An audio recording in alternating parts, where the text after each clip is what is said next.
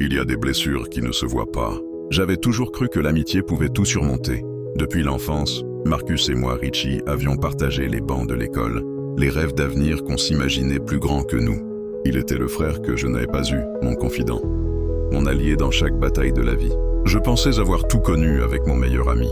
Les fous rires qui finissent en larmes, les secrets qu'on enterre comme des trésors, les promesses qu'on se fait quand on est trop jeune pour savoir que la vie change. J'aurais mis ma main au feu qu'aucun moment important de sa vie ne se ferait sans moi.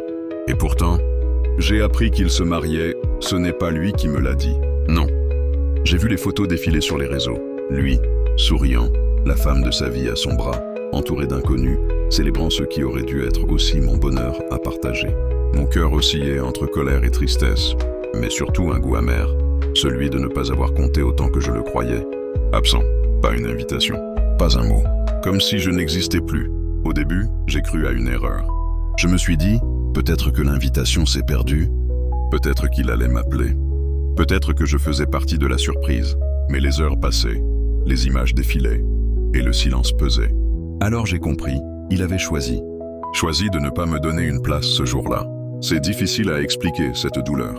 Ce n'est pas seulement la fête que j'ai manquée, c'est le symbole. C'est de réaliser que tu comptes moins que tu ne le croyais, que toutes ces années d'amitié, de soutien, de confidence peuvent être balayées d'un simple oubli, ou pire, d'une décision.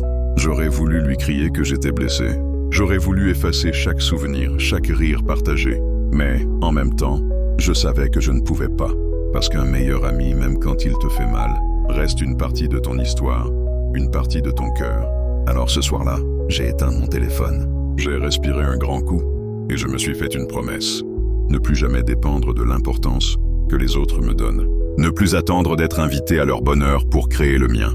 Parce qu'au fond, peut-être que certaines portes se ferment pour nous obliger à en ouvrir d'autres. Et ce mariage, sans moi, ce n'était peut-être pas une fin. C'était le début d'un autre chemin, celui où j'apprends à marcher seul.